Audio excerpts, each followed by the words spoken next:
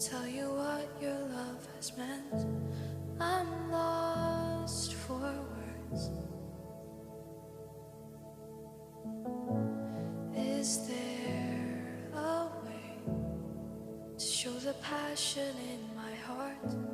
Can I express how truly great I think you are, my dearest friend?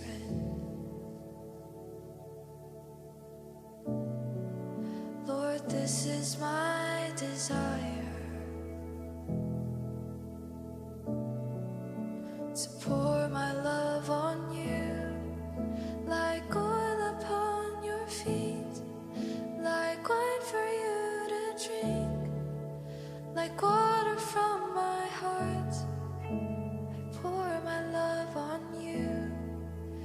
If praise is like perfume, I'll lavish mine on you, till every drop is gone.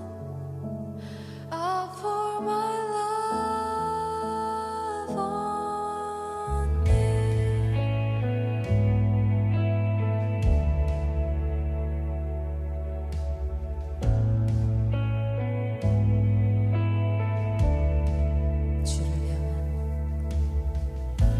주를 향한 내 맘의 진실한 고백, 날 향한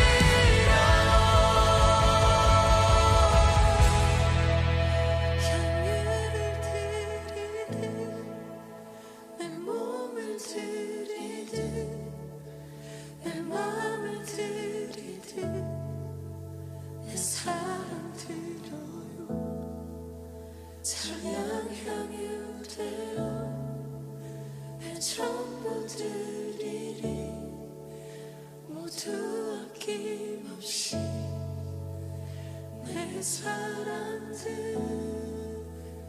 드려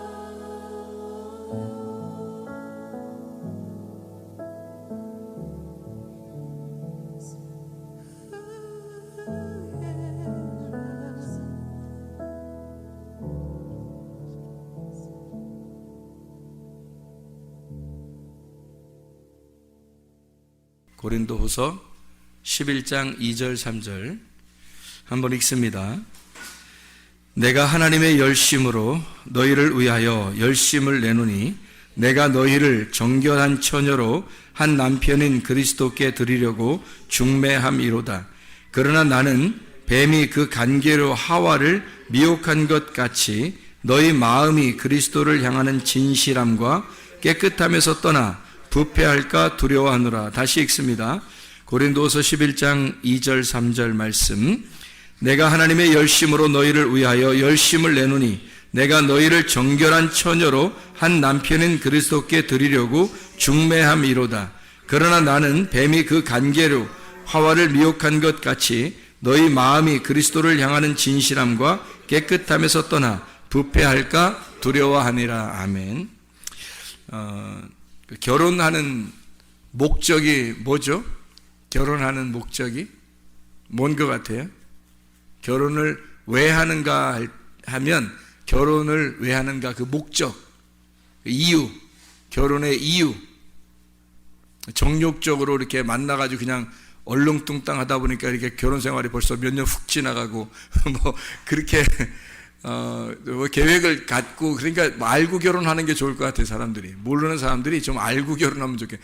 결혼한 사람들이 생각할 때 결혼 안 한 사람들은 좀 뭔가 알고서 결혼했으면 좋겠다. 그런 교육도 필요하겠구나. 이런 생각도 아마 할 거예요. 뼈저리게.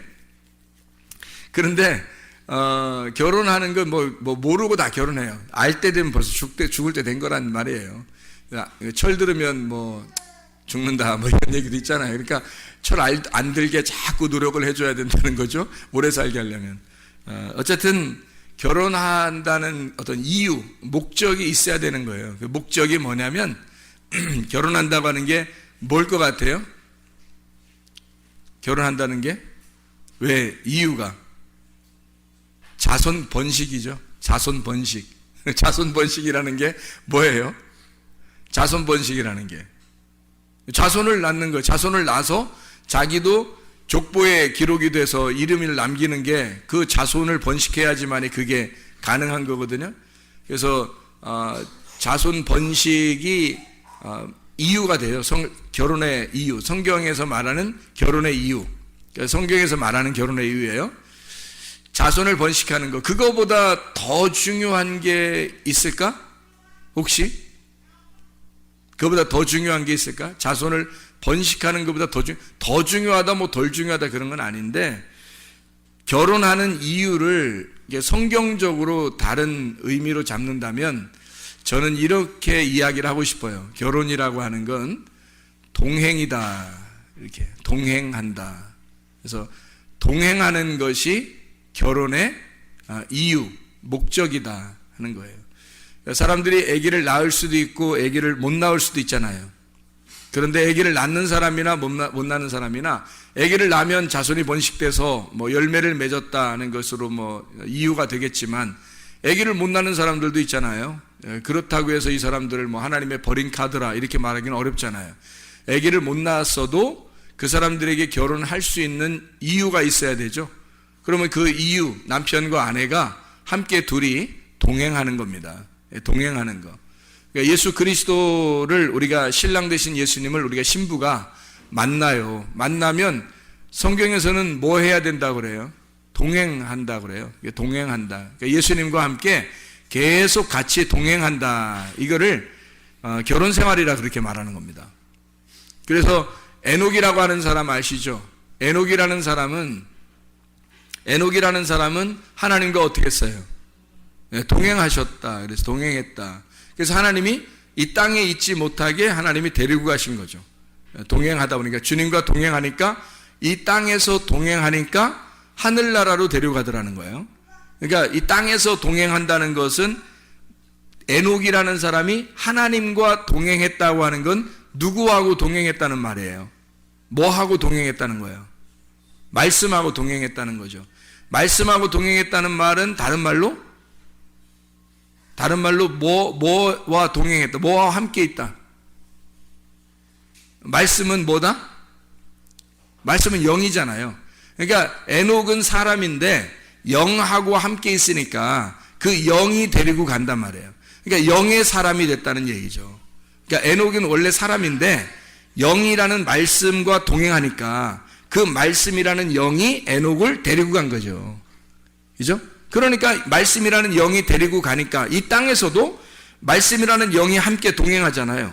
동행하니까 에녹은 이 땅의 사람이 아니란 말이에요. 땅의 사람이 아니고 말씀의 사람이라는 거죠. 그러니까 이것을 영이라는 말씀이 데리고 가니까 그러면 땅의 사람이 아니니까 하늘로 올라가는 거예요. 땅과 다른 하늘로 올라갔다 이렇게 말하는 거죠. 에녹이라는 사람을. 그래서 결혼이라고 하는 게 우리가 씨를 퍼뜨린다라는 의미가 우리에게는 큰 의미예요. 결혼이라고 하는 성경적인 결혼의 의미는 씨를 퍼뜨린다, 열매를 맺는다, 이것이 굉장히 큰 의미인데 그거와 맞먹게 큰 의미가 뭐냐면 하나님과 동행하는 겁니다. 그 신랑과 동행하는 거죠. 그게 결혼의 이유가 된다. 그래서 하나님과 동행하고 있습니까? 그 말은 다른 말로 뭐라고 할 수 있겠어요? 하나님과 동행하고 있습니까? 하나님과 동행하고 있습니다. 그 말은 하나님과 결혼했습니까? 하나님과 결혼하시고 같이 살고 있습니까? 라는 얘기가 되겠죠. 그거죠. 그래서 하나님의 아들이 우리의 신랑 되셔서 그분과 내가 동행하고 있으면 결혼 생활에 들어갔단 말이에요. 결혼 생활에 들어가고 그와 함께 지금 동행하고 있는가? 결혼 생활하고 있는가라고 이야기할 수가 있다는 얘기입니다. 고린도서 11장 2절 3절에 열심으로 너희를 위하여 열심을 내는데 중매한대요. 남편인 그리스도에게 우리를 중매한대요. 그러니까 뭘 시키겠다는 거예요? 중매해서 결혼시키겠다는 거예요.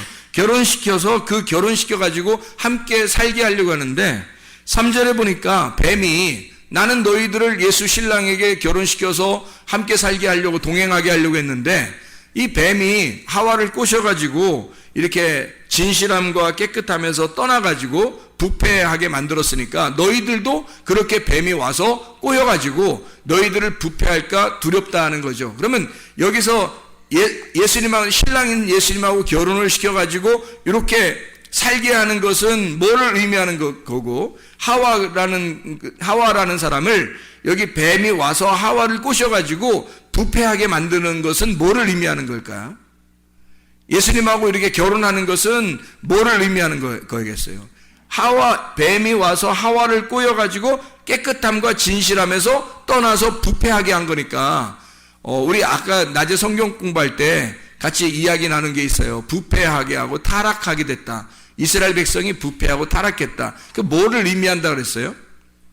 말씀에 대한 변질을 의미한다 그랬죠. 말씀에 대한 변질에 대해서 이야기하는 거예요. 그러니까 하와를 뱀이 꼬셨다라고 하는 건 꼬셔서 뭐 먹었죠? 선악과 먹은 거예요. 그 선악과 먹은 게 그럼 선악과가 어딨냐, 선악과 어떻게 생겼냐, 이렇게 그걸 연구할 필요는 없어요. 그게 바로 뭐냐면 말씀인데 말씀에 변질된 내가 섞여 있는 말씀이란 말이에요. 내가 섞여 있는 말씀. 그러니까 뱀이 꼬여가지고 말씀이 자체가 잘못된 것, 선악과 자체가 잘못된 게 아니고 이것을 먹음으로써 변질된 내 탐욕이 들어간 말씀이 되어버린 거란 말이에요. 그러니까 나의 욕심이 함께 들어간 말씀이 됐죠. 선악과를 보니까 먹음직스럽고 보암직스럽고 탐스럽단 말이에요. 그래서 그걸 갖다가 먹은 거죠. 그러면 뭘 먹은 거예요? 나를 먹은 거죠. 내가 탐스럽게 보이고 저게 먹음직스럽게 보이고 이렇게 보암직스럽게 보이니까 그거를 내가 먹었으니까 결국 내가 내 마음을 거기에 담아서 이걸 먹어버린 거 아니에요. 그래서 선악과를 먹은 것이 너의 탐욕이죠. 너의 탐심, 너의 마음이 거기 들어가 있다는 거예요. 그게 선악과죠. 선악과는 간단한 겁니다. 내가 중심이 된 말씀이에요. 그럼 생명나무는요, 내 마음이 들어있는 게 아니라 무슨 마음, 누구 마음이 들어있겠어요? 하나님 마음이 들어있는 게 생명나무라는 거예요. 그래서 내 마음의 틀로 성경을 보면 선악과 적으로밖에 못 보여요. 선악과 적으로밖에 안 보인다고요. 그러니까 아까 우리가 자세하게 설명했지만 선과 악으로 나누어서도 자기가 선 쪽에 선택을 했다 손 치더라도 선악과란 말이에요. 왜냐하면 이것은 선악이라는 관념으로 나누어 버렸기 때문에 자기의 탐욕, 내가 보는 눈으로 틀을 만들어서 성경을 보니까 이 틀에서 벗어나지를 못하는 거예요.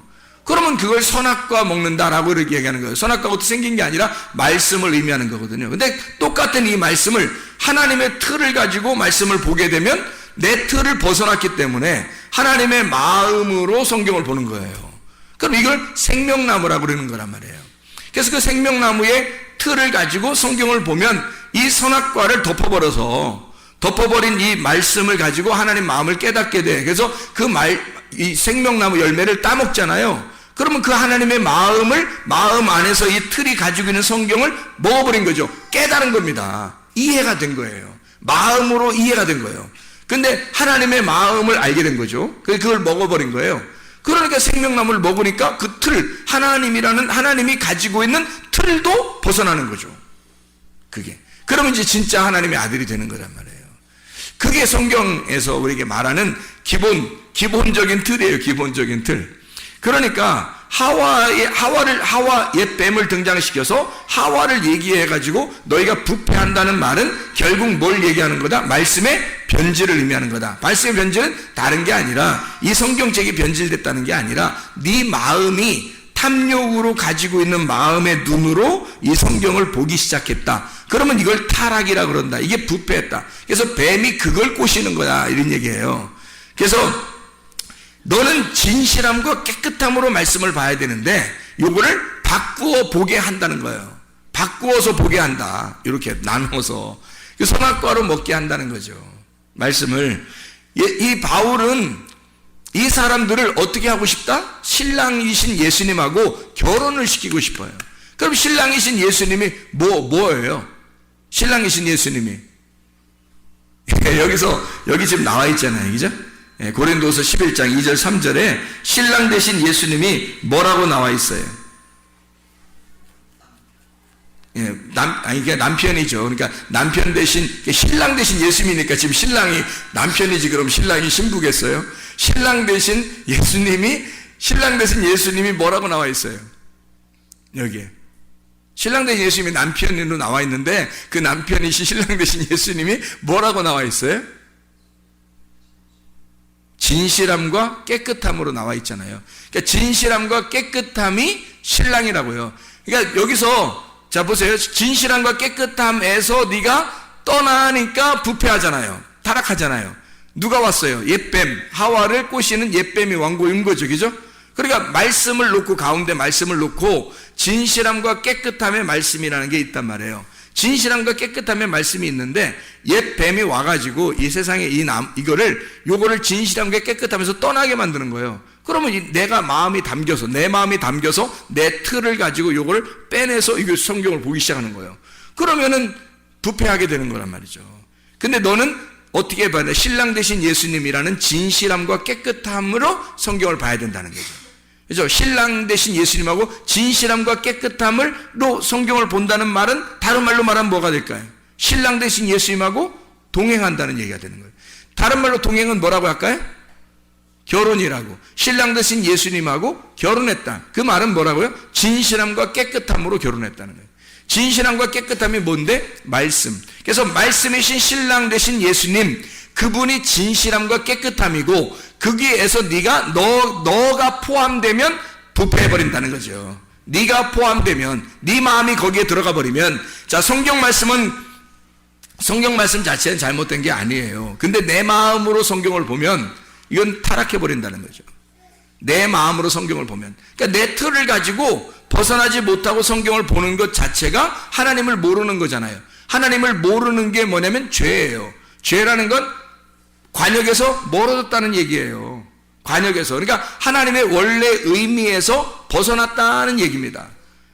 그러니까 그 죄에서 의롭게 되려면 그 벗어난 데서 돌아와야 되는 거예요. 하나님하고 가까워졌다. 그러면 하나님과 동행한다는 말은 뭐예요?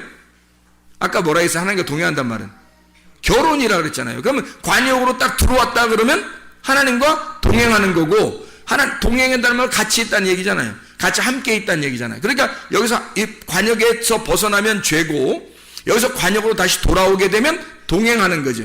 동행하면 이걸 뭐라고요? 결혼이라고. 그래서 관역으로 다시 돌아오면 결혼했다는 얘기예요. 관역으로 돌아오면 결혼. 그러면 예수님하고 결혼했는데 우리가 결혼한다는 말은 지금 뭐예요? 뭐하고 결혼했다는 거예요? 말씀. 어떤 말씀? 진실함과 깨끗함이라는 말씀. 그분이 누구라고? 우리의 신랑 되신 예수님이라고. 그 예수님에게서 너 마음이, 너의 프레임, 너의 그 틀이 여기에 딱 껴 맞춰지면 이게 벗어나는 거라고, 이게. 네 마음으로 이걸 잡아당기는 거라고요. 그래서 여기에 있는 관역에서 벗어나게 된다고요. 왜? 네 마음이 들어갔잖아요. 네 마음이 들어갔으니까 네 마음 아니고 하나님 마음으로 봐야 되잖아. 그럼 하나님 마음 안으로 들어가면 동행, 하나님 마음 안으로 들어가면 의로움, 하나님 마음 안으로 들어가면 그걸 결혼이라 그러는. 그리고 그 하나님 마음 안으로 들어가면 결합되었다, 하나가 되었다라는 말이고, 그럼 의로움이라. 근데 여기서 하나님의 마음에서 벗어나면 두 마음이 된 거고, 네 마음이 같이 있으니까 이게 두 마음이고, 그래서 벗어나면 죄, 결혼해서 벗어났다, 떨어져 나왔다 이 말이에요. 결혼해서 떨어져 나왔다. 그러니까 하나님하고 결혼해야 동행하는 건데 함께 있지 않다. 그러니까 결혼해서 벗어난 거죠. 무슨 말인지 알겠죠? 그래서 널 중매해서 결혼시키려고 하는데, 그 말은 다른 말로 말하면 뭐예요? 관역 안으로 집어넣으려고 하는데, 너를 의롭게 하려고 하는데, 너를 관역 안으로 집어넣어서 말씀을 하나님의 마음 안으로 집어넣으려고 하는데, 마귀가 와가지고 널 어떻게 한다? 하나님의 마음에서 벗어나게 만들려고 한다. 하나님의 마음에서 떨어져 나오게 하려고 한다. 한마디로 말하면 죄를 짓게 만든다는 거예요. 어떤 이런 죄를 짓는 게 아니에요, 여러분. 성경의 하마르티아는 죄를 짓는 게 아니라 관역에서 벗어나고 빗나갔다는 뜻이에요. 그러니까 여기 가운데 들어가면 결혼이고 하나님과 동행하는 거고, 그걸 의로움이라고 그러고 그걸 결혼이라 그러는 거예요. 에녹이라는 사람이 하나님과 동행했더라. 그 말은 말씀과 하나가 되었더라 그 말이에요. 말씀과 하나가 돼서 말씀과 같이 걸어가고 있더라는 거예요. 그게 동행. 한마디로 말하면 그 말씀하고 에녹이 결혼했더라 그 말이에요. 그래서 그렇게 살고 있더라. 그러니까 그가 계속 아기를 낳는 것도 진리의 말씀을 열매로 낳는 거죠. 그런데 여기서 벗어나게 되잖아요. 그러면 내 마음이 들어가 있는 거예요. 그러니까 모든 사람들은 노아 시대 때나 에녹 시대 때나 모든 사람들은 다 어떻게 돼 있냐면 말씀에서 벗어난 자, 동행하지 않는 자들이었다는 얘기예요. 그래서 멸망당하는 겁니다. 그 부패하는 게 간단한 거예요. 말씀에서 벗어나는 거를 진리의 말씀, 진실함과 깨끗함에서 벗어나니까 거짓이 되는 거예요. 진실함에 반대니까 거짓이 된 거고, 깨끗함에서 벗어나니까 더러움이 되는 거란 말이에요. 그러니까 말씀 자체가 진실함과 깨끗함이라는 신랑인데, 여기서 벗어나니까 더러움이라고 하는 것과 거짓의 말씀으로 네가 살고 있다라는 얘기예요. 그러면 이 말씀이 뭐 거짓말 치고 있어, 뭐 오른쪽으로 가야 되는데 왼쪽 가라고 하고, 뭐 전봇대 돌아가면 어느 집이 있다고 그러는데 전봇대 돌아가면 집이 없어, 뭐 이런 식으로 거짓말 치고, 이런 거짓말이 아니라는 얘기죠. 그런 게 아니라 말씀에서 벗어났다는 얘기예요. 말씀에서 벗어났다. 여기 들어가면, 요 말씀에 관역 안에 들어가면 깨끗함과 진실함이 있다. 거기서 벗어나면 더러움과 거짓이 있는 것이다. 여기에. 그래서 죄는 벗어난 거고, 관역 안으로 들어가면 의로움이고 결혼이고 이렇게 되는 거죠. 바울은 여기서 이 교회 사람들에게 내가 너희들을 중매해서 예수 그리스도와 결혼시키려고 하는데, 혹시 마귀가 와가지고 너희를 빼내서 밖으로 벗어나게 할 수도 있겠다. 그거 조심해야 된다. 그래서 너희가 그렇게 해서 부패할까봐 내가 참 힘들다. 이렇게 얘기를 하는 거죠. 두렵다. 자, 결혼하는 목적이 자손 번식이죠. 이게 결혼하는 목적 자체가 자손 번식, 다른 말로 말하면 씨를 퍼뜨리는 겁니다. 씨를 퍼뜨리는 게 결혼의 목적이 되는 거예요. 남자들만 그런 목적을 가지고 있는 게 아니고, 여자를 통해서 남자가 여자를 통해서 씨를 번식하는 것이 이제 그들의 결혼의 목적이 되는 겁니다. 그래서 성경에는 씨 뿌림이라는 게 나오는 겁니다. 씨 뿌린다. 그 마태복음 13장에 보면 그 씨를 뿌리는 자가 나오죠. 씨를 뿌리는 자. 그리고 또 씨를 뿌리는 자가 한 명이 나오는 게 아니라 둘이 나와요. 이 씨를 뿌리는 자가 공교롭게도 어떻게 둘이 나오냐면 마태복음 13장에 보면 씨 뿌리는 자가 나오는데 이 씨 뿌리는 자가 13장에 24절부터 24절부터 30절까지 말씀에 씨를 뿌리는데 좋은 씨를 뿌리는데요. 천국은 좋은 씨를 뿌리는데 밭이 여기다 원수가 가라지를 덧뿌린대요. 좋은 씨를 뿌리는 데다가 원수가 가라지를 덧뿌린대요. 24절부터 30절까지 말씀에. 그죠? 그랬더니 둘이 그냥 함께 자라나도록 그냥 둬라 그랬잖아요. 둘이 그냥 함께 자라나도록 둬라.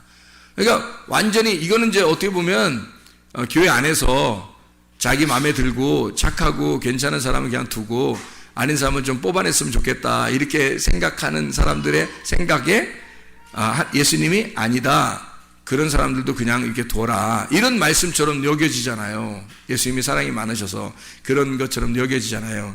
근데 여기에 그 씨라고 하는 게 있잖아요. 여기서 씨를 뿌리는 자가 둘이 나와요. 하나는 그 씨 뿌린 자가 인자가 나오고요. 인자. 그죠? 인자가 씨를 뿌립니다. 그런데 그 인자가 씨를 뿌리고 또 누가 씨를 뿌리냐면 악한 자가 씨를 뿌린다. 여기 또 한번 보죠. 36절부터 43절까지의 말씀에 보면 가라지 비유를 설명을 하죠. 가라지 비유 설명하죠. 여기 13장에 여기 보니까 37절에 뭐라고 되어 있어요? 좋은 씨를 뿌리는 자가 누구예요? 인자예요. 인자 좀 말 좀 해볼까? 인자가 누구예요? 예수님을 말하는 거죠. 인자라는 원래 뜻은 어떤 뜻이에요? 인자 한번 얘기해 볼까요? 인자가 어떤 뜻이에요? 사람의 아들이라는 뜻이에요. 사람의 아들. 그게 인자라는 단어거든요. 근데 예수님이 사람의 아들로 철저히 하나님인데 사람의 아들로 오셨다. 그렇게 해서 자기를 인자라고 이야기한 거거든요. 그럼 왜 인자라는 표현들을 이렇게 자꾸 할까? 예수님이? 뭐 인자는 안식일의 뭐 주인이니라 이런 얘기도 하고 그러잖아요. 인자. 그래서 그 인자라는 말을 자주 쓰시거든요. 왜 그런 말들을 인자라고 일부러 쓰시냐면요. 성경에 이 성경 자체를 우리가 본다는 것은 이 성경 이 자체가 하나님이라고 그랬죠. 근데 이 속에서 내용을 깨달아야 되잖아요. 그럼 이 속에서 내용을 깨달을 때 이 성경 자체가 하나님인데 요 하나님이라는 이 성경에서 내용을 깨달으려면 누구를 깨달아야 되겠어요? 인자를 깨달아야 되는 거예요. 인자 깨달읍시다. 그 인자를 깨닫는 것이 성경의 내용을 알게 되는 거거든요. 그게 그 인자가 그러니까 뭘 말하는 거냐면 밭의 보화죠. 자, 성경이라는 이 하나님의 말씀이 이게 성경이 하나님이라면요. 이 밭이라고 하는 게 성경이죠. 성경이 밭이에요. 그러면 그 안에 밭이 중요한 게 아니라 그 속에 보화가 중요한 거란 말이에요. 그죠? 그 밭에 보화가 중요해서 그 보화를 캐낼 줄 알아야 돼요. 보화를 발견할 줄 알아야 된다는 거죠. 그러면 여기 있는 이 성경이라는 하나님 안에서 인자라는 예수님을 발견해내지 못하면 천국을 발견할 수가 없는 거죠. 그래서 인자라고 하는 천국을 발견해야 된다. 그래서 좋은 씨를 뿌리는 자가 인자요 이렇게 돼 있죠. 악한 씨를 뿌리는 자는요. 악한 씨를 가라지를 뿌린 39절에 가라지를 뿌린 원수가 누구예요? 마귀요. 마귀. 그래서 씨를 뿌리는 것에 대한 이야기가 나오죠. 씨를 뿌리는 자가 누구라고요? 인자. 그리고 하나님의 아들들이 나옵니다. 그렇죠? 하나님의 아들들. 그런데 우리가 이제 여기서 잘 알아야 될 것은 하나님의 아들들이 나오는 것이 이 하나님의 인자를 통해서 인자가 씨를 뿌려가지고 하나님의 아들들이 나오니까 하나님의 아들들이 엄청 많이 이렇게 나오는구나 라고 생각하지만 사실 여러분이 성경을 볼 때 그렇게 보면 내 눈으로 보는 거란 말이에요. 내 틀을 가지고 역시 성경을 보는 거죠. 잘 다시 한번 하나님의 틀을 가지고 성경을 보기 시작하면 원수 마귀가 뿌린 것은 가라지예요. 가라지가 원래 그 밭에 이렇게 논밭에 가면 가라지가 훨씬 더 큽니다. 가라지가 훨씬 더 크고 강해요. 튼튼하고요. 곡식보다요. 이게 가라지가 원래 더 커요. 튼튼해요. 그래서 이제 그거를 이제 교회들에서 적용할 때는 뭐 좀 염소 같은 자들, 이렇게 나쁜 염소 같은 자들, 괜히 트집 잡고 뭐 이런 사람들, 그런 사람들이 훨씬 더 교회에서는 또 뭐 중직을 맡아가지고 교회를 막 이렇게 좌지우지하고 뭐 그렇게 한다 이런 생각도 얘기하고 그러는데 이게 말씀이거든요, 말씀. 그래서 가라지라고 하는 게 훨씬 더 크다 할 때 이 가라지들은 자, 이게 그 좋은 씨를 뿌려서 하나님의 아들들이 나왔고, 그리고 악한 씨를 뿌려서 악한 원수가 악한 씨를 뿌려서 악한 자녀들이 나온 거예요. 그러면 이 두 개 중에서 사람을 의미하는 게 아니고요. 이게 말씀을 의미하는 겁니다. 근데 말씀을 의미하는 건데 제가 말씀을 이렇게 하니까 사람을 또 얘기 안 하는 줄 알고 그렇게 하면 또 안 돼요. 사람을 얘기하는 건데 말씀으로 제가 설명을 한다는 얘기예요. 자, 왜 그러냐면 이런 말이에요. 자, 인자가 씨를 뿌려서 하나님의 아들들을 이렇게 산출해 냈어요. 인자가 씨를 뿌려서. 그리고 악한 마귀도 씨를 뿌려서 가라지들을 많이 냈어요. 그럼 여기서 양쪽 다 이렇게 많은 거예요? 아니면 좀 달라요? 우리의 틀을 가지고 보면은 양쪽 다 많은 거죠. 양쪽 다. 그런데 하나님의 틀로 한번 생각해 보자고요. 악한 원수가 뿌린 씨앗은 많습니다. 많고요. 그 가라지들은 많다. 그런데 하나님의 아들들은 하나예요. 하나님의 아들들은 하나. 왜 이렇게 이야기를 하냐면 하나님의 아들이라는 그 씨, 좋은 씨를 뿌린 자가 누구예요? 인자란 말이에요. 인자인데 그 인자가 씨를 뿌려서 그 씨가 전달이 돼가지고 하나님의 아들들이 나왔어요. 그러면 그게 누구의 씨라고요? 누구의 씨를 받았다고? 인자의 씨를 받았잖아. 그러면 그 하나님의 아들들이 결국 누구의 씨라는 거예요? 인자의 씨라는 거예요. 그러면 그 하나님의 아들들은 여러 개겠어요? 아니면 하나겠어요? 하나예요. 인자의 씨를 받은 자들이잖아. 인자가 누구라고? 예수님, 하나님의 아들은 하나밖에 없어요. 하나님의 아들이 여럿이 있는 게 아니라고. 하나님의 아들은 하나라고요. 독생자 하나. 그래서 하나님도 하나. 하나님의 아들도 하나라고 설명하려고 하는 거예요. 그러니까 하나님을 자기 아들로 설명을 한 거 이 땅에. 그러니까 하나죠. 그 인자의 그 하나의 씨를 받은 자는 하나란 말이에요. 거기에 속한 자니까. 그 하나에 속한 자들이니까 하나님의 아들들은 여럿이 아니라 하나가 나오는 거예요. 근데 다른 그 악한 자의 씨앗은요, 많다고요. 악한 자의 씨앗들은 많다고. 자, 보세요. 요한계시록을 한번 볼까요? 요한계시록 17장 15절의 말씀에 보면 또 천사가 내게 말하되 네가 본 바 음녀가 앉아있는 물은 백성과 무리와 열국과 방언들이라 이러죠. 많아요? 한 사람이에요? 많죠. 음녀가 앉은 물이 백성들, 무리들, 열국들 모든 사람들을 얘기하는 거예요. 그죠? 음녀가 앉은 물이 그렇다는 거예요. 그럼 음녀가 앉은 물은 말씀인데 그 말씀은 그 음녀가 앉은 백성들, 그 백성들이 많다. 가라지를 뿌린 악한 마귀가 뿌린 그 가라지가 많은 거다라는 거죠. 하나님은 영도 하나고 침례도 하나고 하나님도 한 분이시고 교회도 하나고 그리스도의 몸도 하나예요. 다 하나로 설명하거든요. 그래서 진실함과 깨끗함인 겁니다. 진리라고 하는 건 하나여야 되거든요. 그리고 깨끗함도 하나여야 되는 거예요. 그래서 우리가 마지막 요한계시록에 세마포를 입을 때 색깔이 있는 옷을 입어요? 아니면 색깔 없는 옷을 입어요? 색깔 없는 옷을 입는 거예요. 무교병, 뭐가 섞이지 않은 무교병, 깨끗한, 아무것도 섞이지 않은 하나, 단순한, 깨끗하고 순진한 그런 말씀을 얘기하는 거예요. 하나죠, 하나. 그게. 그래서 인자를 설명할 때 성경 구약에서 보면 여러 선지자들이 나와요. 그렇죠? 여러분이 아는 선지자들 누구 나와요?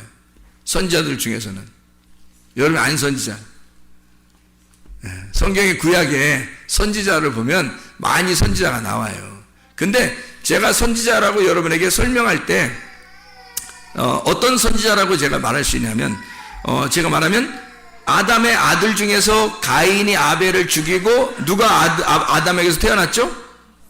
셋. 이게 하나님을 아는 자란 말이에요.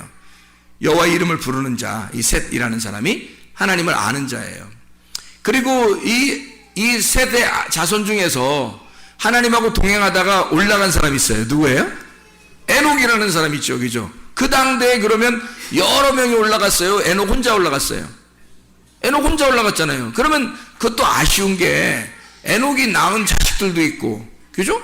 에녹에 뭐 부인도 있으니까 자식들도 낳았을 거 아니에요. 근데 에녹 혼자 올라가더라고요. 그죠? 이상하잖아요? 그러니까 셋이라는 그 아들도 하나 나오고요. 그 다음에 에녹도 하나 나오더라는 얘기예요. 그죠? 그 당대에 다 올라가지 않고 에녹 혼자 올라가잖아요. 그럼 노아는요? 노아 식구들 7명 있었죠. 노아하고 합해서. 그래서 노아하고 합해서인데 누구만 은혜를 받았어요? 하나님과 동행하는? 노아만 하나님과 동행하고, 그 말은 하나님과 동행했단 말은 뭐라고 해요? 하나님과 결혼했다고. 하나님하고 결혼하고 하나님의 관역 안에 들어간 사람은 노아 한 사람 나오잖아요. 노아 한 사람. 그러면 그 이후에 노아의 자손 중에서 하나님이 인류를 다 멸망하고 하나님의 그 아들을 다시 한번 또 선택을 해요. 그때 누구를 선택해요? 아브라함을 선택하잖아요. 아브라함, 이삭, 야곱을 동시에 선택했어요? 아니, 아브라함을 선택했어요. 아브라함을 선택하니까 이삭, 야곱이 나오는 거잖아요. 그렇죠? 그래서 아브라함을 선택을 하죠. 근데 그 당시에 뭐 아브라함만 뭐 훌륭했겠어요? 인간성으로 보면 모든 사람이 있었는데 아브라함 한 사람을 딱 선택하잖아요. 그렇죠? 그리고 왕들도 아브라함 자손으로부터 왕이 많이 나오는데 그 이후에 모세도 나오고 막 이렇게 막 나오잖아요. 그 아브라함의 그 자손들 중에서 하나님이 그 왕을 누군가 삼아가지고 이스라엘 백성을 이끌어 애굽에서 끌고 나온 그 한 사람이 있어요. 누구예요? 모세죠, 모세. 모세가 왕이에요, 왕. 그러니까 이 모세라는 사람을 통해서 이스라엘을 끌어내죠. 근데 분명히 모세와 여호수아, 아론 뭐 다 있었거든요. 근데 하나님은 모세 한 사람을 딱 부르는 거예요. 모세 한 사람 불러서 그 사람을 하나님처럼 보이게 만드는 거예요. 모세를. 그리고 이스라엘 백성을 끌어내죠. 그리고서 이제 왕정시대가 왕정시대가 올 때 사사기를 끝나면서 아까 우리가 성경 공부하면서 얘기했지만 누가 나와요? 진짜 하나님이 선택한 왕이 다윗 왕이 나오거든요. 그러면 다윗 왕이 나오면서 이제 모든 왕정시대 뒤에도 왕이 있었죠. 앞에 사울 왕도 있었죠. 근데 다윗 왕 하나가 유일한 왕이에요. 다른 왕들은 다 다윗의 길을 따른 자라고 하면 선한 왕이고 다윗의 길을 따르지 않았다 그럼 악한 왕이에요. 그렇게 딱 구분해버려요. 그러니까 왕은 딱 하나밖에 없는 거야. 누구? 다윗 왕. 그리고 왕정시대는 끝나요. 다윗 왕 하나로. 그리고서 예수님이 나오는 거거든요. 다윗 왕의 자손으로. 그래서 마태복음 1장에 보면 마태복음 1장의 1절을 보면 뭐라고 나와요? 마태복음 1장 1절에 보면 아브라함과 다윗의 자손 예수 그리스도의 계보라 이렇게 나오잖아요. 네. 뭐 다른 왕들이 있었을 수도 있는데도 아니라는 거야. 그렇게 성경을 쓰는 게 아니라면 왕은 다윗 하나만 딱 골라놓은 거예요. 하나만. 그러면 자, 왜 제가 지금 하나를 얘기했을까요? 뭘 설명하려고? 인자를 설명하려고. 인자 설명해 보고 싶어서요. 인자 좀 설명해 보고 싶어서 그런 거예요. 자, 셋도, 아담의 이후 셋도, 그 다음에 에녹도, 노아도, 아브라함도, 모세도, 다윗도, 예수도 다 하나로 나오더라는 얘기죠. 그거는 그 시대에, 그 당대에 뭘 설명한 그 사람이? 그 당대의 인자였던 거죠. 그 당대에 그 사람들이 인자였던 거예요. 그러니까 그 사람들은 하나님이 자기를 이 하나님의 그 프레임 속에서 자기를 이 사람이 살게 함으로써 아브라함이 아브라함의 인생을 살게 하고 다윗이 다윗의 인생을 살게 하고 노아가 노아의 인생을 살게 하면서 앞으로 나올 예수 인자를 그들이 살게 하는 거예요. 그래서 인자의 삶을 그들이 삶으로써 인자를 보여주는 거죠. 이해가 되겠죠? 그래서 인자는 항상 둘이었다 하나였다. 그래서 인자라는 하나의 씨를 받은 그의 씨를 받은 자를 인자라 하는 거란 말이에요. 그러니까 당연히 하나님의 아들들은 하나겠어요? 여럿이겠어요? 하나가 맞죠. 그리고 교회에 이제 여러 사람이 모였어요. 그럼 하나님의 말씀을 딱 받았네요. 그러면 진리의 말씀, 진실함과 깨끗함의 말씀을 받았어, 어떤 사람이. 근데 저쪽 사람도 진실함과 깨끗한 말씀을 받았어요. 그러면 저 사람과 이쪽 사람은 둘이에요, 하나예요? 하나라는 거죠. 왜? 한 말씀을 받은 거니까. 그에게 한 말씀이 들어간 거니까. 다시 말하면 인자의 씨가 들어간 거죠. 인자의 씨가 들어가니까 그가 하나인 거지. 그래서 하나님의 아들들은 여럿이 아니라 하나인 거라. 그래서 하나님의 아들을 처음 창세기부터 요한계시록까지 하나님의 아들은 하나밖에 없는 거란 말이죠. 이해가 되겠습니까? 예. 그리고 악한 자들은요, 백성들과 열국들과 무리들과 수많은 사람들, 그 많은 각자의 말을 가진 자들, 그 각자의 프레임 속에 자기를 집어넣어 자기의 틀을 가진 성경을 믿는 자들이란 말이에요. 자기의 틀을 가지고 성경을 믿는 그 사람들, 자기 틀이 안 깨진 거예요. 자기 틀이 안 깨진 그 수많은 백성들 위에 음녀가 앉아있다는 거죠. 그러면 밑에 있는 그 사람들은 다 뭐예요? 음녀들이 되는 거란 말이에요. 그래서 음녀들의 큰 어미와 같은 자가 큰 바벨론, 그 혼합된 말씀을 가진 자 바벨론이란 말이에요. 그게 음녀라는 거죠. 그러니까 진실함과 깨끗함의 그 말씀을 가진 구원이라는 게 예수님을 만나 씨를 받으면 구원받는 거예요. 그러니까 난자가 정자를 만나서 이렇게 둘이 인사하잖아요. 그러면 이게 구원이에요. 성경에서 말하는 씨를 만나는 거거든요. 만남이에요, 만남. 이 밭의 종류에 따라서 씨가 들어가는데 밭의 종류가 4종류예요. 길가밭, 가시밭, 돌짝밭, 좋은 밭. 좋은 밭에서만 씨가 열매를 맺어요. 그러니까 문제는 씨에 있었던 게 아니라 밭에 있는 거죠. 문제는 씨가 있는 게 아니에요. 밭에 있는 거란 말이에요. 그래서 밭에서 이 세 개의 나의 틀을 깨고 좋은 밭이 돼서 나를 풀어버리면 그게 씨가 들어가 씨가 스스로 일을 한다는 거죠. 씨가 스스로 일을 해서 그 씨가 열매를 맺는 거예요. 우리 밭에 들어와서 그거를 결혼을 통해서 사람들에게 설명하는 거예요. 이 하나님의 말씀을, 그 말씀이라는 씨를 설명하기 위해서 결혼을 시키는 거예요, 사람들을 이 땅에서. 근데 결혼을 하고 자기가 결혼을 하는 것은 뭐 때문에 결혼하는 거라고요? 정욕으로 결혼하는 거라고. 그게 탐심이라고요. 그 탐심으로 결혼한 거니까 이 땅에 결혼한 모든 사람들은 다 뭐 먹은 거예요? 선악과 먹은 거라니까요. 선악과를 먹는 것이 결혼이었다고요. 여러분이 결혼하는 그 남편들 있잖아요. 또 아내들 만나잖아요. 여러분 이 땅에서 만난 모든 사람들은 다 선악과와 결혼한 거예요.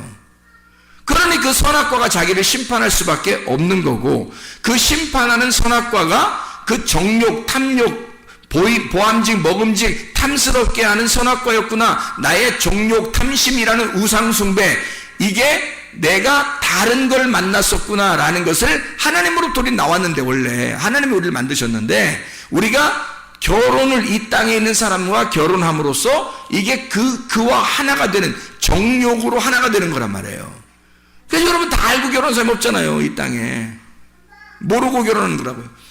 모르고 결혼하는 게 성경적이고 원래 알고 결혼해야지 성경적으로 했나요, 제가? 그건 제가 다르게 설명했잖아요. 왜냐면 무슨 말이냐면 모르고 다 결혼해요. 그게 다 선악과라 결혼하는 거고 그게 정욕이고 탐욕이란 말이에요. 여러분이 결혼한 거 다 모르고 결혼했죠. 우리보다 더 모르고 결혼한 사람들 얼마나 인디안들이나 뭐 이런 거기 아프리카나 어디 이 정글이나 이런 데서 결혼하는 사람들 보세요. 진짜 알고 결혼하는 사람들 진짜 완전 동물같이 결혼하잖아요. 그냥 이 사람 저 사람 서로 이렇게 하고 이게 결혼이 뭔지도 모르고 그냥 하는 거예요. 근데 우리가 성경을 통해서 보면 결혼이라는 게 굉장히 신성한 거란 말이에요. 그러니까 이 땅의 정욕적인 것으로 탐욕으로 결혼했는데 그게 음란이었단 말이에요. 여러분의 결혼은 다 음란입니다. 솔직히 음란 없이 결혼하는 사람이 누가 있어요? 다 음란으로 결혼해요. 선악과로 결혼하는 거라고 이게. 그게 정상이라고 했잖아요. 그게 정상이고 이 결혼을 통해서 이제 뭐를 깨달아야 되는 거예요? 생명나무를 먹어야 되는 거라고. 생명나무를 깨달으러 가는 거예요, 여러분이. 그게 선악과 먹고서 그대로 죽어버리지 말라고. 그러니까 결혼한 것으로 이게 만족이, 이게 끝인 줄 알고 요거 선악과 먹고서 죽어버리지 말. 그게 선악과라니까요. 여러분 이 땅에 결혼한 자체가 선악과라고 이게. 여기서 그 아내를 보고 남편을 보고 성경을 깨달아야 되는 거예요. 성경을 깨달아 이게 이런 식이었구나. 이게 말씀이라는 게 내 틀을 가지고 결혼했잖아요. 내 틀을 가지고 결혼한 것이 그게 선악과니까. 그게 정욕이니까. 여기서 벗어나면 하나님의 틀로 갈 거 아니에요. 하나님의 틀로 가는 것이 구원이에요. 생명나무란 말이에요, 거기가. 그쪽 생명나무로 가는 거예요. 말씀을 깨달으면, 결혼이 이런 거였네? 와, 세상에 결혼이 이렇게 거룩한 것이었구나. 내가 뭣도 모르고 결혼했. 그래서 결혼한 사람이 후회 막심해야 되는 거예요, 원래. 3년 지나면 다 것 같다 하면서 후회하고 그러는 게 그 성경적이에요. 3일길을 간 거잖아. 3년을 지나서 3일길을 가고 보니까 1년은 1일이고 1일이 1년을 해서 3일길을 딱 가고 나니까 3년 지나니까 다 똑같더라 이거야. 응? 다 죄인이더라 이거야 이게. 그걸 깨닫고 내가 결혼한 것이 이게 뭐냐 도대체 이럴 때 그 자신의 그 자책감 속에 살을 때 그때 주님을 만나는 거예요. 말씀을 깨닫는 거예요. 말씀을 깨달으니까 이제 색다르게 보이는 거죠. 다르게 보이는 거야 이제. 그래서 생명나무의 열매를 먹고 결혼이 보이는 거예요 이제. 그럼 그때부터 알고 결혼 생활하는 거예요. 그러니 기독교인들은 결혼 생활이 점점 밋밋해지는 게 아니라, 결혼 생활에서 점점 재미없는 게 아니라, 기독교인들은 결혼 생활이 점점 재밌어야 되는 거예요. 생명나무 먹는 길을 알게 되니까. 결혼을 통해서밖에 이해가 안 되거든 이게 성경이. 그러니까 이게 말씀을 깨달으면 깨달을수록 점점 더 확장되는 거죠. 자기 속에 채움이 있는 거예요. 이 결혼 생활이라는 게. 얼굴 보는 게 아니에요 이제. 몸매도 보는 게 아니고. 이제는 진짜 진의, 속에 있는 내용을 보기 시작하는 거예요. 결혼에 대한 의미를 보기 시작하는 거고, 그러니까 그 남편과 아내가 점점 더 신기하게 보이는 거예요. 신비로운 거지 그냥. 그 비밀이라 그러잖아요. 그래서 결혼은 비밀이라. 그리스도와 교회가 만나는 신랑과 신부가 만나는 게 이게 비밀이라는 거예요. 그래서 처음에는 선악과 이 정욕으로 만나서, 탐심으로 만나서 우상숭배에 빠져버리는 거야 그게. 빠져버리는 게 그게 결혼이야.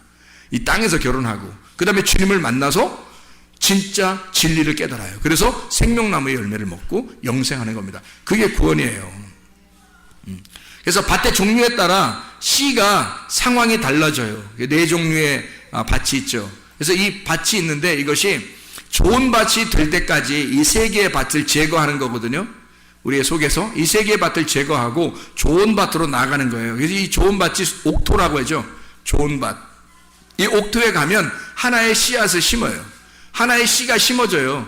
그럼 하나의 씨가 심어져요? 1000개, 100개의 씨가 심어져요? 하나의 씨가 심어지는 거예요. 왜 그러냐면 결혼을 하면 이게 아는데 수억 개가 남자께 들어간단 말이에요. 그러면 여자가 그걸 딱 봤는데 거기서 남자 거 수억 개 중에서 1개가 딱 결합이 되는 거예요. 1개가. 그러니까 보세요. 그 1개가 열매로 나오는 거예요. 그러니까 이 씨앗은 딱 한 개인 거야.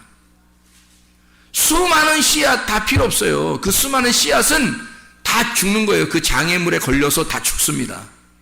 그러니까 그 씨앗 하나가, 남자의 그 씨앗 하나가 여자한테 들어가잖아요. 들어가면은 그 거리가 있을 거 아니에요. 그 들어가서 이렇게 막 헤엄치면서 가는 그 거리가 있을 거 아니에요. 그 거리가 얼마 정도 될 것 같아요, 여러분? 뭐 과학적으로 누가 증명해 봤나요?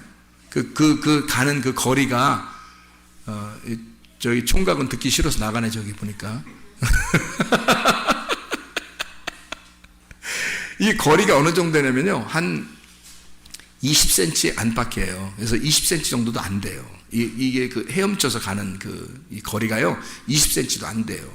근데 그 20cm 안 되는 그 거리를 수억 개가 출발한다고요. 수억 마리가 출발하는데, 이게 어느 정도 출발하면, 건장한 남자가, 잘 들어요. 건장한 남자가 철인 5종 경기를 5km를 철인 5종 경기로 장애물을 극복해서 한 번도 쉬지 않고 달려가야지만이 도달할 수 있는 거리.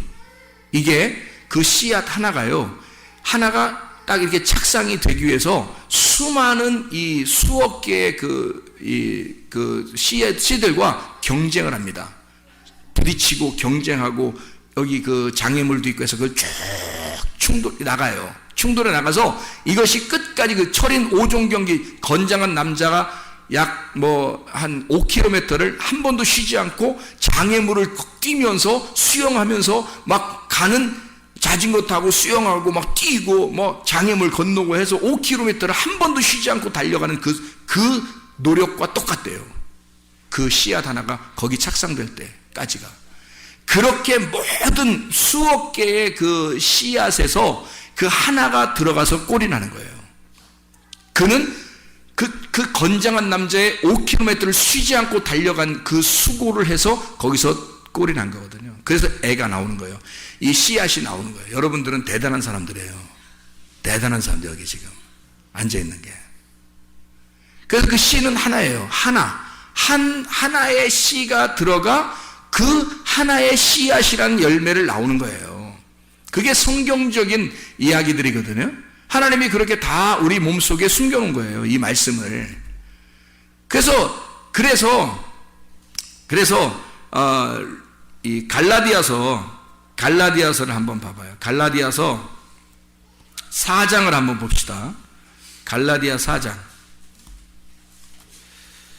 4장에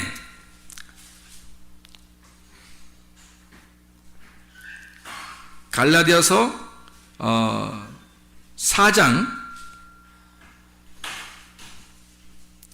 19절을 한번 봐봐요. 뭐라고 되어 있냐면, 나의 자녀들아, 너희 속에 그리스도의 형상을 이루기까지, 그리스도의 모양입니다. 그리스도의 형상을 이루기까지 다시 너희를 위하여 해산하는 수고를 한다 그랬거든요.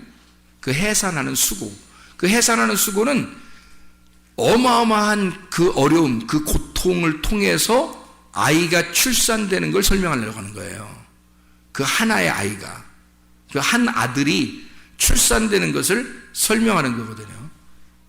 그러니까 수많은 씨에서 하나의 씨앗이 열매를 맺는 것을 말하는 겁니다. 여러분에게 이렇게 설교를 많이 해요. 새벽에도 저녁에도 이렇게 설교를 계속 많이 하는데요, 여러분에게 정작 하나의 씨앗이 들어가기만 시작하면요, 여러분 옥토가 돼서 마음으로 그 말씀을 받기 시작하면요, 그 마음의 그 씨앗이 하나가 딱 열매를 맺어요. 착상을 해서. 그게 하나님의 아들로 나오는 거예요. 근데 그게 해산하는 수고를 한다는 거예요. 그 해산하는 고통의 수고를 통해서 나오는 거다. 그 해산하는 고통, 그 잉태하여 그 잉태된 아이가 태어날 때까지 그 고통이라고 하는 건 그 사람이 이 아이를 잉태하고 이 해산하는 수고를 한다는 것은 어떤 수고를 의미하는 거냐면, 사람이 아이를 베고 10달 동안 그 아이를 간직하는 것을 말해요. 그러면 보세요. 아이가 뱃속에 이렇게 들어왔어요. 들어오면 배가 점점점 불러가죠. 불러가는데 이 배에 있는 아이하고 자기하고 어떻게 된 거예요? 한 몸 안에 있는 거잖아요. 한 몸 안에. 그러니까 이 아이하고 엄마하고는 지금 같이 있는 거예요, 이렇게. 이게 잉태의 고통이고, 잉태하면 해산의 수고를 하는 거예요. 이것이 나올 때까지, 잉태에서 나올 때까지 그 수고를 한다는 거죠. 그러면 이게 어떻게 되는 거예요? 그 수고를 한다는 건 아이가 계속 여기 속에서 자라나고, 이것이 나올 때 자라나고 또 자라나야 된다는 것을 의미하는 거죠. 그러면 여기서 같이 있는 것을 다른 말로 말하면 뭐라고 돼요? 동행이라 그런다고요. 그 동행을 다른 말로 말하면 뭐라고요? 결혼이라 그런다고요. 그러니 하나가 되어 있는 상태란 말이에요. 그래서 하나님의 아들이 여기 속에 잉태했을 때 우리는 뭣도 모르고 아이를 잉태한 거예요. 뭣도 모르고 정욕적이라 했죠. 정욕적이니까 선악과의 말씀으로 잉태하고 탐욕을 가지고 아이를 잉태해서 애를 낳고 나니까 자기 건 줄 아는 거죠. 그래서 이게 탐욕이 속에서 발동이 됩니다. 그래서 아이가 태어났을 때 이상하게 자기하고 일치를 시키고 싶고, 이상하게 자기가 보이고, 그래서 이 아이가 딴 하나님 거 같지가 않고 내 거 같은 거예요. 그래서 이게 자꾸 탐욕으로 보기 시작하는 거예요. 그래서 이 자녀를 통해서 나를 키우는 거죠. 그게 탐심 선악과예요. 그게 정욕으로 결혼했고, 정욕으로 잉태가 되었고, 정욕으로 낳았으니까 그러는 거예요. 이것을 말씀으로 이제 잉태가 무엇이다라는 걸 깨닫고, 그리고 아이가 태어난 것이 하나님의 아들이라고 하는 것이 하나의 씨가 나온다는 것을 설명하려고 그 말씀 하나가 우리의 속에서 씨앗이 되어서 열매를 맺고 나온다고 하는 것을 우리가 알게 되면, 그 다음에 이 아이를 볼 때 어떻게 보이겠어요? 말씀으로 보이겠죠. 이 아이가 그냥 내 새끼로 보이는 게 아니라 이게 말씀으로 보이는 거죠. 이게 하나님의 아들로. 그러면 그때부터는 이 아들이 내 아들이 아니니까 이게 의미가 달라지는 거예요. 의미가 달라지고 나의 탐욕의 눈으로 보는 게 아니라 이제는 하나님의 눈으로 보기 시작하는, 틀이 바뀐 거죠. 이 프레임이 바뀐 거예요. 하나님의 눈으로 보는 거죠. 그러니까 처음에는 선악과로 먹는 게 맞아요. 근데 그 다음에 하나님의 말씀을 깨달으니까 어떻게 돼요? 생명나무의 열매를 먹게 되는 거죠. 그러니 자녀를 볼 때도 생명의 나무로 보는 거고요. 남편과 아내를 볼 때도 생명의 나무로 보기 시작하는 거란 말이에요. 어때요? 선악과에서 선악과를 먹는다는 얘기는 선악과와 동행한다는 얘기고, 선악과와 결혼했다는 얘기예요. 자, 생명나무를 먹는다는 얘기는 생명나무와 동행한다는 얘기고, 생명나무와 결혼했다고 하는 얘기예요. 이해가 되겠죠? 그러니까 이게 다 무슨 말씀이에요? 다 이 뭐를 설명하려고 하는 거예요? 여기서 선악의 열매 말씀과 생명의 열매 말씀을 설명하려고 하는 거죠. 그러니까 너희가 먼저는 뭐예요? 하와, 옛 뱀으로부터 하와가 부패한 말씀을 얘기하는 거고, 그것을 바로 잡아주기 위해서 너희를 그리스도와 중매하고 싶다는 얘기예요. 그죠? 그리스도와 중매하고 싶다. 그러니까 중매라고 하는 건 하나가 된다는 얘기죠. 하나가 된다는 동행이라는 말이고, 그걸 다른 말로 결혼이 시킨다. 너희를 결혼시키고 싶다. 너희가 먼저는 누구에게서 결혼이 되었었다? 옛 뱀이라는 하와, 아담을 통해서 내려온 선악과로 결혼이 돼 있단 말이에요. 근데 너희가 진실함과 깨끗함에서 결혼하게 되면 신랑이 바뀌어 하나의 씨를 받는 하나님의 아들이 나의 신랑이요 아버지가 된단 말이에요. 그래서 그와 함께 결혼하게 되면 그분과 동행하는 에녹처럼 하나님과 동행하는 에녹이 되는 거고, 하나님과 동행하는 노아가 되는 거란 말이죠. 하나님과 동행하는 하나님과 동행하는 우리가 되는 거예요. 이것은 여럿이 내가 있는 게 아니라 그 모두가 다 하나의 인자가 되는 거죠. 하나님의 아들 인자. 그러면 그 인자를 발견할 때 성경이라는 이 프레임 속에서 인자가 발견돼야 거듭난다니까. 그런 그 인자를 깨달아야 거듭나니까, 이 노아를 알고 에녹을 알고 아브라함을 알고 다윗을 알고 예수를 알 때 그 전에는 모르고 우리의 눈으로 봤단 말이에요. 그런데 우리의 눈을 벗어나서 하나님의 씨앗이 들어와 이걸 보기 시작하니까 하나님의 눈으로 보기 시작하게 되는 거죠. 인자가 옛날에 있었던 예수 그리스도, 그분이 인자라고 자기를 했던 건 구약에 있었던 이런 모든 하나님의 프레임 속에 있었던 사람들을 일컬어 예수가 집약적으로 자기를 인자라고 표현했구나. 그 인자로 표현한 것은 요한복음 1장 14절에 말씀이 육신이 돼서 오셨다. 말씀이 육신이 돼서 오셨다. 이걸 누구라고? 예수라는 인자라고요. 그러면 그 인자라는 예수가 그 당시에 지금으로부터 약 2000년 전에 그냥 그때 사시다가 죽으시고 부활하신 그 예수, 그분이 인자라고 돼버리면 여러분하고는 아무 상관이 없는 인자죠. 그분이 그냥 그렇게 가셨다면 우리하고는 상관없는 인자가 된다고요. 무슨 말인지 알겠어요? 지금 그분이 인자가 되실 때, 사람의 아들이 되실 때 뭐가 뭘로 됐다고요? 말씀이 육신이 돼서 인자가 됐다. 이해가 되겠어요? 자, 구약에 에녹이라는 사람, 셋, 아담의 아들 셋이라는 사람, 그리고 에녹, 그리고 노아, 아브라함, 모세, 다윗, 예수 다 인자예요. 그럼 그 인자가 뭐가 들어간 거예요? 그 사람들 속에? 말씀이 들어간 거란 말이에요. 말씀이 함께 동행하고 있고 말씀과 결혼한 자고 말씀과 하나가 된 사람이란 말이에요. 그 당시에 그 사람들은 그 말씀을 사는 사람들이었다고. 그러니까 하나님의 아들 말씀이 육신으로 들어가 그 안에 하나가 된 말씀과 하나가 된 말씀과 결혼한 말씀과 동행하는 그 사람이니까 그걸 인자라고 하는 거라고. 그러면 예수 그리스도를 통해서 우리도 말씀이 내 안에 들어오면 말씀이 내 안에 들어와 인자가 지금도 내일도 내일 모레도 계속 인자가 나와야 된다는 얘기죠. 말씀이 육신에게 들어오는 그 생기가 들어온 인자가 있어야 된다는 얘기죠. 이해가 되겠습니까? 그러면 하나님의 아들이 그 인자니까 말씀이 내 속에 들어와 인자가 돼버리면 그 사람의 아들은 성경의 내용 안에 들어간 하나님의 아들이 된다는 얘기죠. 그게 말씀을 깨닫는 겁니다. 그래서 천국 가는 거예요. 거듭난다는 건 인자의 씨를 받아야 거듭나요. 다른 거는 거듭날 수 없다. 그래서 인자의 씨는 어떤 씨라고요? 진실함과 깨끗함이라는 씨라고요.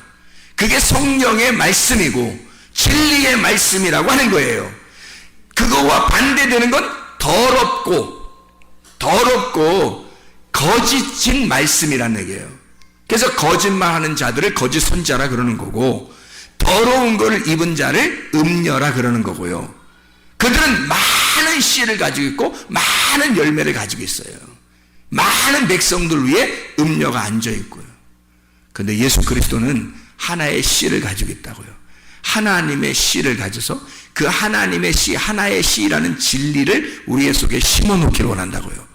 그래서 우리는 여럿이 아니라 그 인자 안에 들어간 사람은 다 인자가 되어서 하나가 되는 거예요. 그래서 하나님의 아들은 하나인 거죠. 그 하나님의 아들인 하나가 천국인 거고요. 그 안에 우리가 속해서 살아가는 겁니다. 기도하겠습니다.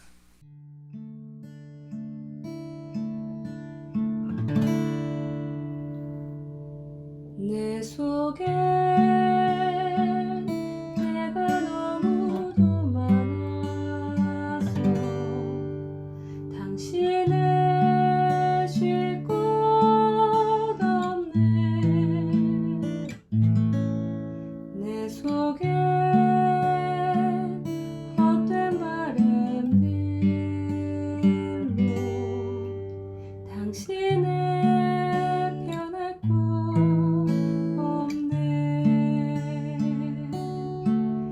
내 속에 내가 어쩔 수 없네.